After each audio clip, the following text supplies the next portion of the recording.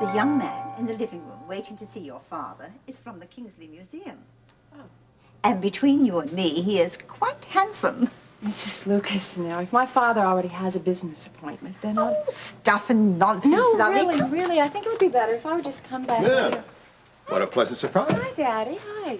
Oh, Mr. Carpenter, there's a young man waiting to see you in the living room. And I'm on my way out. No, wait a minute. Why hurry off? This won't take long. No, sure. I really think it'd be better if I would just drop back later, if you'll still be here then. Yes, certainly, I'll be here. All right, I'll see you then. See you then. Bye. Mr. Carpenter, this is the nice young man from the museum. How do you do? Hi, how are you? Jeremy Lancelot, Mr. Carpenter. At your service. I don't think I quite understand. Well, I'm the archaeologist with the Kingsley Museum. Oh, well, what may I do for you? Well, actually, I was here to see what I could do to help you. Ah, Julie, now come on, now don't worry about anything. It's gonna all work out perfectly. You just do your Joan Crawford to my John Wayne, and we'll practically be home free, huh? Yeah. Now listen. Do you have Nancy's room number? You got the... Dan, I think I can remember that much. I've only thought about it 100 times today. I just want to double check on what time we're supposed to arrive. Right, 3 o'clock, just like we planned, okay? Now, I'm going to give you about 5 minutes to go in there and kind of go wild with Nancy, and then I'll show up on my big white horse, all right? Well, just don't forget the necklace for her, okay? Oh, no, I got you. And the promise of my undying love for her, too. Now, listen, we're all set then, right? We should be. I suppose so. Okay, how about later tonight, you and I getting together for a little nightcap? Yeah, well, that's if you don't get too carried away with Miss Lawson. Oh, come on, not a chance. Not with you to look forward to. Well, just don't forget it, okay? I won't. Will you just relax, please?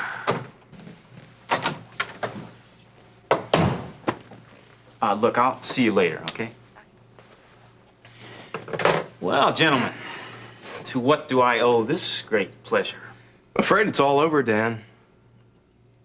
Well, so you finally wised up, huh, Martin? It's about time. I mean, we have all known from the beginning that was the smartest thing for you to do, to settle out of court. Well, that's not why I'm here. Doug has told me everything.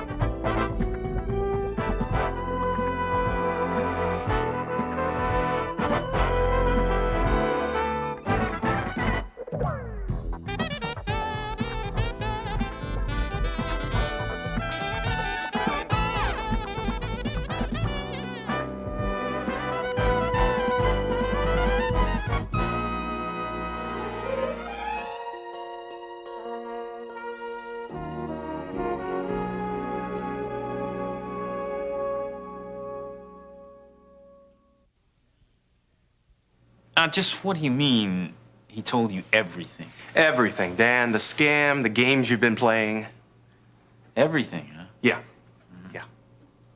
Well, now, what's all this going to do to your professional career, Doug, if you know what I mean? He told me about that, too, about the plagiarized thesis back in law school. Believe me, that's nothing compared to your unethical practices.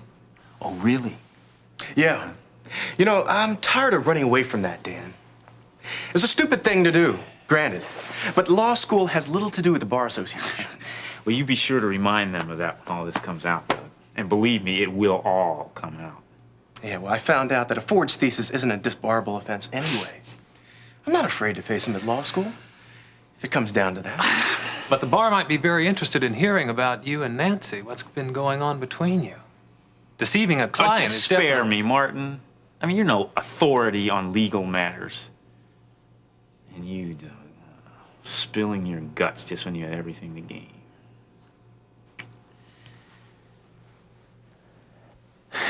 Well, okay. So I guess this is the part now where I'm supposed to grovel at your feet and beg to be let off the hook, huh? Well, if that's what you think is going to happen, you are both very wrong. Knock off the sarcasm, Myers. Let's talk about the real issue here. Nancy. Oh, the real issue, huh? Mm-hmm. Now, I'm surprised that you have the gall to even mention that poor woman's name after the way you butchered her throat. What you're trying to pull off is criminal. Criminal. I hope you've got more than these words to back up this accusation. We do. Oh, yeah, I hope so, yeah. Because I just don't buy this sudden concern for my client. And if we're going to start playing hardball here, gentlemen, the real issue is not just Nancy Lawson's well-being. Now, the real issue is the fact that on top of the criminal action that you took at the scene of the accident, you went on to cut away at that woman's throat when you got to the hospital, too. And this is all without her consent and without the authority of the hospital. And Martin, there is not a jury in this world that likes a bloody-handed doctor. Especially when one of his hands is worthless to begin with. Get off it, Dan. You're setting up Nancy just to get the settlement. And you tried to use me to throw the case. I'll testify to that. It's a case of client deception. Yeah, well, you are going to have to prove that, gentlemen. Oh, we will. I've already had a talk with Nancy. You mean Nancy knows? Everything. As I was telling your housekeeper, I'm from Canada, and I've been down in Kingsley now for a month. And needless to say, I've been quite busy from the beginning with this auction coming up so quickly, you know. Speaking of that, that's the event that I'm chairman of. Exactly, exactly. But don't worry about a thing, because I'll back you up with all the administrative assistance you need. I'd like for this to be the most successful auction ever. This is my very first one. Mine too, Mr. Lancelot. Really? Oh, that's great then. This should be exciting for both of us. Yes, yes. Mhm. You see, the way I understand it, the auction is more of a social event than a fundraiser. I was told all the Kingsley elite are there, and there are a number of people from out of town, and last year they said there were even some celebrities. I think the governor appeared. And of course, you know that the major bulk of the profit will be going to the museum budget. And that's where you and I'll come in. Right, right. Did I say something wrong? No. It's simply that my brother Preston is more versed in the workings of a museum, and he felt that since I'm here and he's in Chicago, that I should take over. Mr. Lancelot, I will do everything I can to help you, but I would be less than honest to say that I'm not too sure how much time I can actually devote to this. Well, Mr. Carpenter, I know that this is fresh and new to you, and it is to me as well. I think that if we put our minds to it, we can make this a very successful auction. All right, since we're talking about it, what needs to be done? Well, I've already made lists of everything, and I have my staff checking all the donations as they come in. I basically just wanted to let you know kind of what was going on up to this point, and I'll fill you in with all the detail as the auction gets nearer. Well, that's fine. I can't ask for any more than that. You just keep in touch with me, and it'll be fine. Definitely, definitely. I also would like to show you the museum if you'd like to see it. The donations are all down in the basement. It's very interesting. I'd like to see it very much. In fact, I think my young grandson would get a great kick out of joining us on that guided tour. Yeah. Great, then. I'll call you tomorrow, and we can set up an appointment. All right. Mr. Lancelot, I'm sorry if I've appeared to stare at you on occasion, but I just can't shake the feeling that we've met somewhere before. I don't know. I was at the University of Toronto, and I've been overseas a couple of years, and... Well, actually, it's more the sound of your voice that seems so familiar to me. Well, never mind that. I can expect you to call, and I must say I'm looking forward to the guided tour of the museum. Great. And I'm quite certain that Eric will enjoy it, too. I can't wait to tell him that we're going to go. So you told Nancy everything? Yeah. Well, listen, it doesn't matter anyway, because there's no way in the world she's going to believe you. It's your word against mine, Doug. Oh, I think she will. She's not stupid. And she knows you're his lawyer. She's going to think he put you up to it. She's also my wife's aunt. Oh, right. Right, I forgot about all that great love and trust that she has for your family. Well, strangely enough, Dan, I didn't have to convince Nancy of anything. Oh, don't give me all this garbage. No. I think you better listen to me. Day before yesterday, you and Julia were out at Greenbrier having dinner. Remember? Well, Nancy was there, and she saw everything. Oh, no, I don't believe that. Miriam Mason was there, too. Remember? She even served you and your wife dessert. Well, so what? I didn't see Nancy there, and if Nancy would have been there, she would have told me. A funny thing. She cared enough to keep from creating a big scene in front of your wife. Look, gentlemen, I am tired of this whole conversation, so if you don't mind, I've got many better things to do than sit around here and worry about whether my client is going to believe me or you. Let's go. Yeah.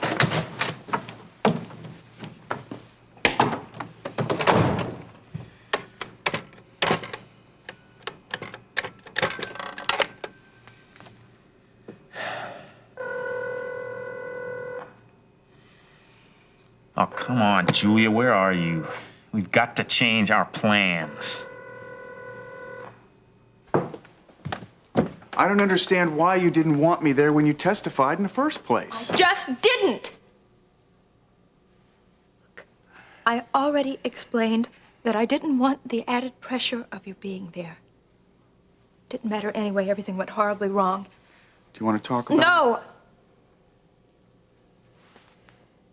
Listen, Stacy, you can't keep all this bottled up inside the way you've been doing. I mean, it's gonna drive you crazy. Don't say that.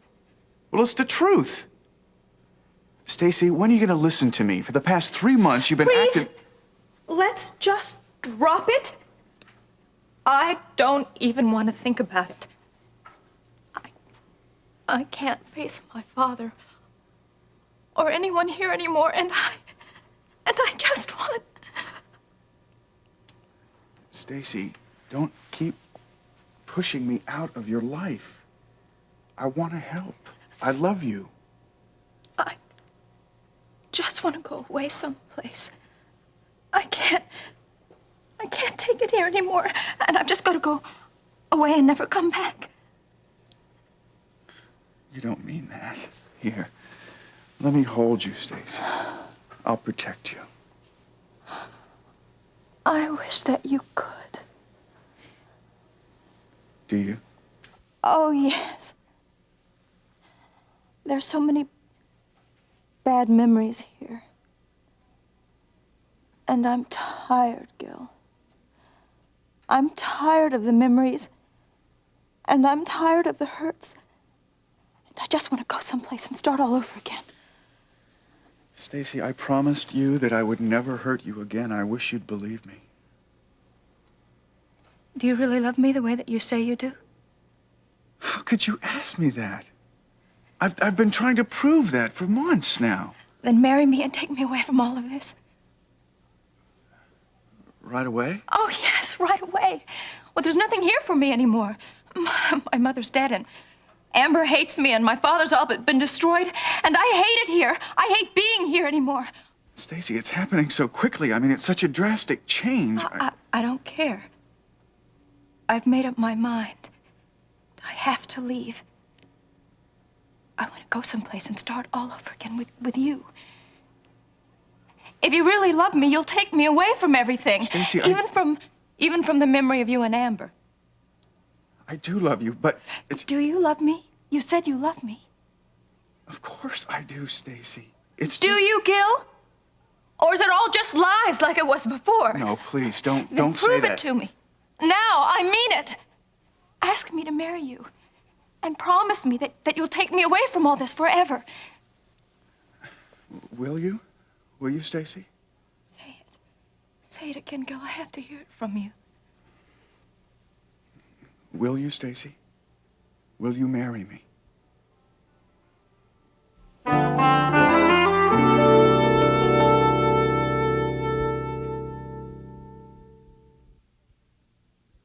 Then you'll take me away from Kingsley? Now? Yes. If that's what you wanted. It's all so confusing. And promise me that you'll never make me come back. Okay. If that's what you want. I know you've been hurt. Okay. You always have loved me, haven't you? More than you'll ever know. But where can we go?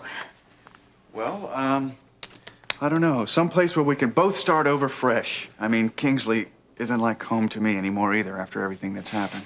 As long as we leave right away. That's what really matters. Carolina. My father's down there. He's doing great. And Mary Ann, my Yes, sister, that's it. Now, when can we leave? Well, hold your horses. I've got some business things that I have to take care of. And as soon as they're done, we can go. Oh, Gil. I'm so happy. Well, if you're happy, so am I. But promise me one thing. Anything. Promise me you'll never doubt my love again. I won't. And I've always loved you, Gil. Even when you hurt me, I never stopped loving you. Because I never could. And I never will.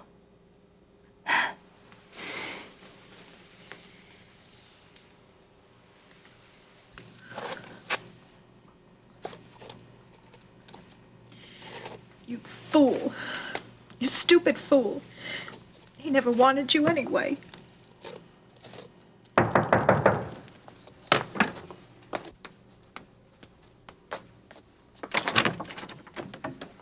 What do you want?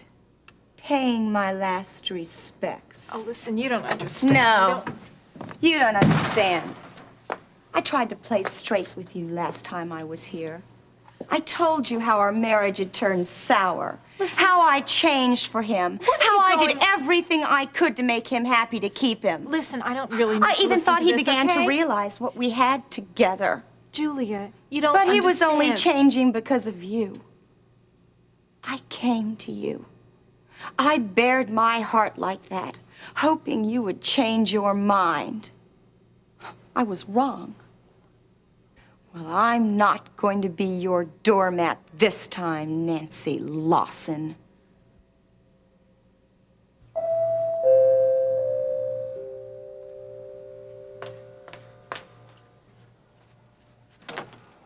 Oh, back again. Yes, is Daddy available now? Yes, he's all through. Shall I take that for you? Yes, please. Thank you very much. Hi. All finished with your business meeting, huh? Yes. Oh, it really wasn't a business meeting. It was just the young man from the museum. Oh, well, that's what Mrs. Lucas said, and I'm really glad to hear you're renewing your interest in the arts. Well, especially now that Preston has put me on the board of directors. As a matter of fact, I am going to be the chairman of their annual auction this year for them. Well, isn't that impressive?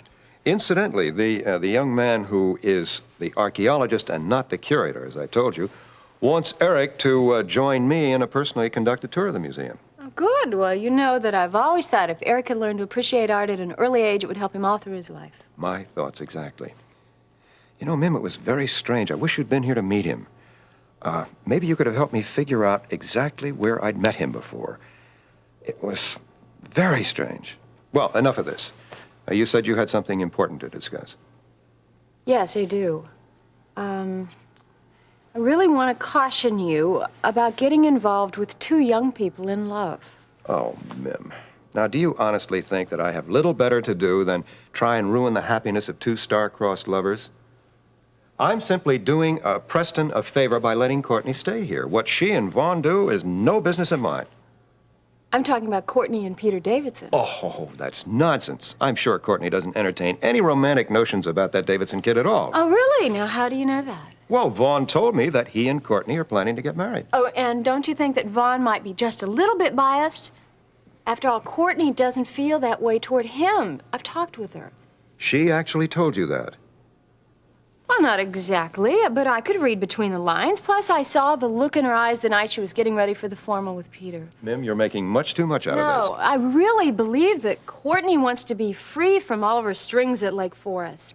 And I can understand her. I really do, because it was like that with Paul and me. You remember. I think she should be able to just live her own life without interference from you or Uncle Preston, okay? Mim, I've already told you I have no intention at all of trying to run the lives of Courtney and her young man. That's young men, including Peter Davidson. Now, I don't want to see you hurt him or Courtney just because of what Vaughn has said to you. You know, I never had any influence on you in matters of this kind, and I seriously doubt whether I'd have any on Courtney either. I simply want what's best for her, and Vaughn seems to be the best possible. Yes, okay, so just promise me you won't. Won't what? Just promise me you won't interfere. All right. I won't do anything. Unless, of course, I'm asked. Now, wait a No, minute. you wait a minute. You destroyed everything for Dan and me. I can't live without that man. And I'm not giving up on him without a fight. Will you listen to me? Don't touch me. You touch me again and I'll claw your eyes out. Julia, stop right now. Nancy, listen, I'm sorry. I told her not I'm here fighting for our marriage and there's nothing that can stop me. It, it's over. Now get out of here. Nancy, please believe me. I can explain all of this, really. I just bet you can, Dan. Well, what's this all about? Would you stop it? It's not necessary now. Oh, it's not necessary, he says. Well, I suppose this isn't necessary either. Or are these for me, darling? Nancy, I'm sorry you have to experience this. Oh, that's all right. I'm finding it very entertaining. The best years of my life I gave to you. I would have died for him, and he never gave me anything like this. Stop it, Julia. Nancy knows. All I know is that she's taken the only thing in life that matters to me. Stop it. It's over now. No, That's it. it's not over. It'll never be over between us. You may think I'm out of the picture. Maybe I am. He may even divorce me like he says. But I'll never stop loving him. And I'll never stop hating you. You just shut up. Now, come on. Now stop it, the both of you. Now, Dan, don't you know that Julia just loves you? Nancy, give me a chance to No, explain you just everything, wait will 1 minute and listen to me. Here, look. Why don't you wear this, Julia? It looked just gorgeous on you, right? Don't you think it'll look wonderful? Nancy, what are you doing? Now, let me just finish this, right? Once and for all. Dan, you know, I love you, but I've made up my mind about something. You've just thoroughly convinced me of something. Here, you can have him. He's all yours. Because the two of you are exactly alike. You both deserve each other.